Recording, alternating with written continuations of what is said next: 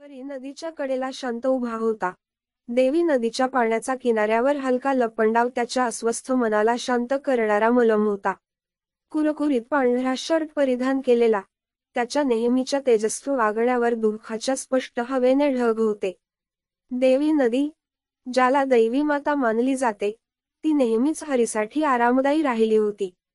तिचे पाणी चिंता दूर करते आणि तिची शांत उपस्थिती मनाला शांत करते असे मानले जाते.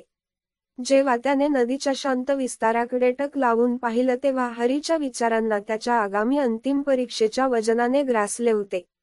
चांगली कामगिरी करण्याचे दडपण वाढत चालले होते आणि त्याचा ताण त्याच्यावर वाढत होता. त्याच्या धावत्या मनाला शांत करण्याचा आणि त्याच्या थिजलेल्या मज्जातंतूंना शांत करण्याचा मार्ग शोधण्याच्या आशेने तो सांत्वनासाठी नदीकाठी आला होता. त्याच्या त्वचेवरचा कोमट सूर्य आणि त्याच्या केसांना गारवा देणारी थंडगार वाऱ्याची झुळूक आश्वासनाचे शब्द कुजबुजत होती. पण हरीची चिंता कायम राहिली, ती सहज दूर होऊ शकली नाही. नदीच्या मंद प्रवाहाचा आवाज आणि जवळच्या झाडांवरील पक्ष्यांच्या गोड गाण्याने शांततेची भावना निर्माण झाली, जी हळूहळू हरीच्या अस्तित्वात शिरपू लागली. त्याने डोळे मिटले, एक दीर्घ श्वास घेतला आणि नदीकाठची शांतता त्याच्यावर धुवून गेली.